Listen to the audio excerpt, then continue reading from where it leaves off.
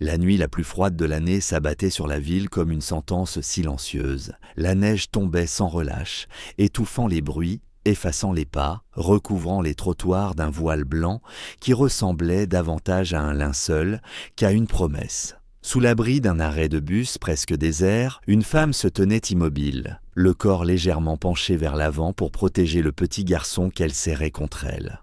Son manteau était trop fin, usé aux manches, et chaque souffle qu'elle prenait dessinait dans l'air une buée fragile, aussitôt avalée par le froid. Elle avait marché toute la soirée, d'un refuge à l'autre, frappant à des portes déjà closes, lisant la même fatigue dans les mêmes regards désolés. À présent, il ne restait plus que cet arrêt de bus et une attente sans certitude. Le garçon enfouit son visage dans l'épaule de sa mère, ses doigts crispés sur le tissu humide de son manteau, et sa voix, faible et engourdie, brisa le silence. « Maman, on rentre à la maison maintenant ?» La question resta suspendue entre eux, plus lourde que la neige qui tombait. Elle ferma brièvement les yeux. Il n'y avait plus de maison, plus de clés, plus de portes à refermer derrière eux, seulement des nuits passées à compter les heures jusqu'au matin. Pourtant, elle se força à murmurer des mots rassurants, une berceuse à peine audible, comme si la douceur de sa voix pouvait remplacer les murs qu'elle n'avait plus. Autour d'eux, la ville continuait d'exister sans les voir, les feux tricolores clignotaient, un lampadaire grésillait, indifférent à leur détresse. Chaque minute semblait voler un peu plus de chaleur au corps du petit garçon, et chaque pas qu'elle avait fait ce soir-là pesait désormais sur ses jambes comme une dette impossible à rembourser. Elle savait qu'elle ne pouvait pas se permettre de s'effondrer, pas devant lui. Alors elle resta debout, droite par habitude plus que par force, priant pour un miracle qu'elle n'osait plus vraiment attendre, ignorant encore que, quelque part dans cette nuit glaciale, une décision silencieuse était sur le point de changer leur destin. De l'autre côté de la rue, à quelques mètres à peine mais séparés par un monde entier, un homme observait la scène sans en être vraiment conscient au début. Il se tenait droit, les mains enfouies dans les poches de son long manteau sombre, laissant la neige se poser sur ses épaules comme si le froid n'avait plus d'emprise sur lui. La nuit avait toujours été son moment le plus difficile, celui où le silence devenait trop bruyant, où les souvenirs trouvaient enfin l'espace pour remonter à la surface. Autrefois, il avait cru avoir tout ce qu'il fallait pour être heureux. Un métier respecté, un appartement élégant, des projets clairs. Puis, en l'espace de quelques mois, tout s'était effondré. Une perte qu'aucun mot n'avait su réparer. Une séparation qui avait laissé derrière elle des pièces vides et un avenir sans contour. Depuis, il marchait souvent sans but précis, espérant que le mouvement suffirait à étouffer ce vide persistant. Ce soir-là, son regard glissa d'abord distraitement sur la silhouette de la femme, avant de s'arrêter sur l'enfant qu'elle tenait contre elle. Il remarqua la façon dont elle se recroquevillait pour le protéger, offrant sa propre chaleur comme dernier rempart contre le froid. Ce geste simple, presque invisible, provoqua en lui une douleur sourde. Il y reconnut quelque chose de familier, ce courage silencieux, cette manière de tenir bon quand tout invite à lâcher prise. Il se souvint de ce sentiment d'être responsable d'une vie plus fragile que la sienne, de cette peur constante de ne pas être à la hauteur. Pendant un instant, il hésita. Il aurait pu détourner le regard, continuer son chemin comme tant d'autres. Personne ne l'aurait jugé, mais ses pas restèrent figés, comme si la scène devant lui rappelait ce qu'il avait perdu, le besoin d'être utile, de compter pour quelqu'un. Le vent s'engouffra dans la rue, soulevant la neige, et il sentit une décision se former lentement en lui. Ce n'était pas de la pitié, ni un élan héroïque, plutôt une nécessité intime, presque égoïste. S'il continuait d'ignorer ce moment, il savait qu'il rentrerait chez lui encore plus vite qu'avant. Alors, après une longue inspiration, il fit un pas en avant, puis un autre, traversant la rue, avec une appréhension qu'il n'avait pas ressentie depuis longtemps, sans savoir que ce simple mouvement allait bouleverser 3 vies à la fois. Lorsqu'elle aperçut l'homme s'approcher, son premier réflexe fut de resserrer son étreinte autour de son fils. Son corps se tendit malgré elle, habituée à se méfier de tout et de tous depuis que la rue était devenue leur seule certitude. Elle fit un pas en arrière, ses yeux cherchant instinctivement une issue, un moyen de disparaître si la situation tournait mal. Avant même qu'il ne parle, elle murmura d'une voix précipitée, presque suppliante, qu'ils attendaient simplement le bus, comme si ces mots pouvaient les rendre invisibles, inoffensifs. L'homme s'arrêta à une distance respectueuse, les épaules légèrement voûtées, conscient de la peur qu'il inspirait sans l'avoir voulu. Sa voix, quand il répondit, était calme, étonnamment douce dans cette nuit mordante. Il expliqua sans insister que les bus ne passaient probablement plus à cette heure, puis se tut, laissant le silence reprendre sa place. Elle baissa les yeux, sentant la fatigue et la honte se mêler dans sa poitrine. Elle n'avait plus la force de prétendre que tout allait bien. Le petit garçon bougea faiblement contre elle, ses mains glacées cherchant un peu de chaleur,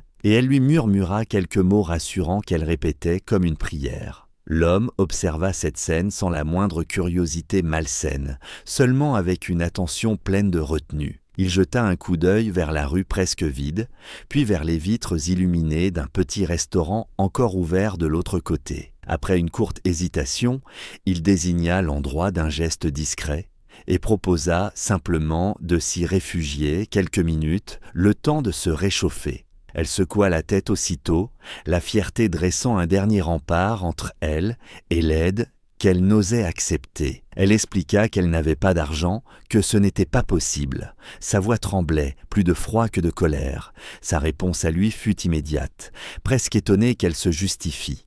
Il ne parlait pas de payer, seulement de ne pas rester dehors. Elle resta immobile, déchirée entre la méfiance apprise et l'épuisement qui gagnait. Puis le garçon, d'une voix à peine audible, glissa contre son cou qu'il avait froid. Ce murmure fit s'effondrer ce qu'il restait de résistance.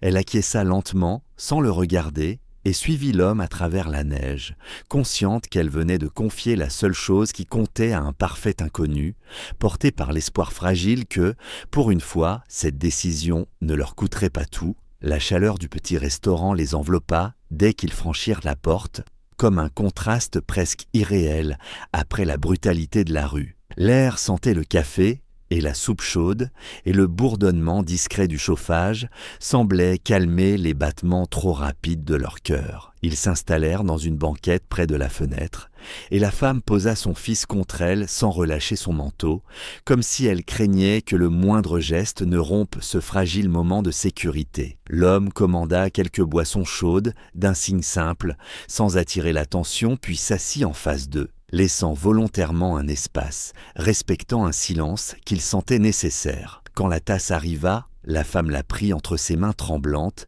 et sentit la chaleur lui traverser les doigts, presque douloureuse tant elle l'avait oubliée. Elle murmura un remerciement si discret qu'il aurait pu passer pour un souffle. Le garçon, lui, retrouva un peu de couleur, ses yeux s'illuminant à la première gorgée, et ce détail suffit à provoquer chez l'homme une émotion inattendue, un mélange de tristesse et d'apaisement. Le temps s'étira doucement, rythmé par des silences lourds de sens plutôt que par des mots. Elle jetait parfois un regard inquiet vers l'horloge, consciente que chaque minute écoulée la rapprochait du moment où il faudrait repartir sans destination. Finalement, elle brisa elle-même ce calme en disant qu'ils devaient partir, qu'ils avaient déjà trop pris. Il répondit sans hésiter qu'elle ne lui devait rien, puis posa la question qu'il retenait depuis le début, où irait-il ensuite? La réponse tarda, sa gorge se serra, et lorsqu'elle avoua qu'il n'avait nulle part où aller, le monde sembla se figer autour d'eux. Même les bruits de la cuisine s'effacèrent derrière cette vérité. Il la regarda longuement,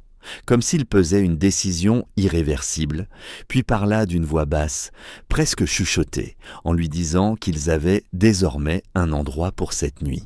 Elle tenta de refuser, par réflexe plus que par conviction, mais la fatigue dans les traits de son enfant la désarma. Le trajet jusqu'à l'appartement se fit dans un silence respectueux, et lorsqu'ils entrèrent dans ce lieu simple mais chaleureux, la lumière douce donna à la pièce une atmosphère presque protectrice. Il proposa le lit, elle choisit le canapé, serrant son fils contre elle. Pour la première fois depuis longtemps, le garçon s'endormit sans frissonner, et l'homme resta éveillé, regardant la neige tomber derrière la vitre, conscient que ce soir-là n'avait pas seulement offert un abri, mais ouvert une porte qu'il n'avait jamais osé franchir auparavant. Les jours qui suivirent ne ressemblaient en rien à un conte de fées, et c'est précisément ce qui rendit chaque instant réel. Le matin, la lumière entrait timidement par la fenêtre, révélant un appartement autrefois silencieux, désormais habité par de petits bruits de vie. Le rire de l'enfant résonnait dans le salon, maladroit mais sincère, tandis que sa mère préparait le café avec des gestes encore hésitants,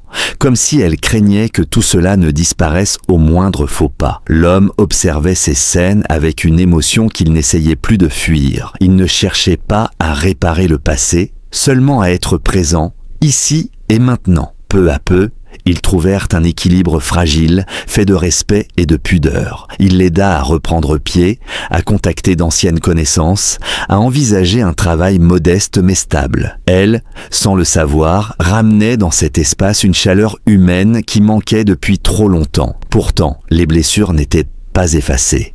Un soir, elle découvrit une lettre posée sur la table, écrite à une personne absente, chargée d'un amour et d'un chagrin jamais résolus. Elle comprit alors que la générosité qu'il avait montrée cette nuit-là était née de sa propre douleur. Au lieu de prendre ses distances, elle lui laissa un mot simple, sincère, le remerciant non pas pour l'aide matérielle, mais pour la dignité rendue. Ce geste silencieux fit tomber les dernières barrières entre eux. Les semaines passèrent, puis les mois, et sans qu'ils ne l'aient vraiment décidé, ils avaient construit quelque chose qui ressemblait à une famille, non par obligation, mais par choix. Un matin, alors que les derniers flocons de neige fondaient sur la vitre, il les regarda tous les deux et sentit, pour la première fois depuis longtemps, que son sourire n'était plus alourdi par le regret. Il n'avait pas été sauvé par un miracle spectaculaire, mais par une succession de petites bontés, de décisions imparfaites, humaines. Et c'est ainsi qu'ils comprirent que parfois,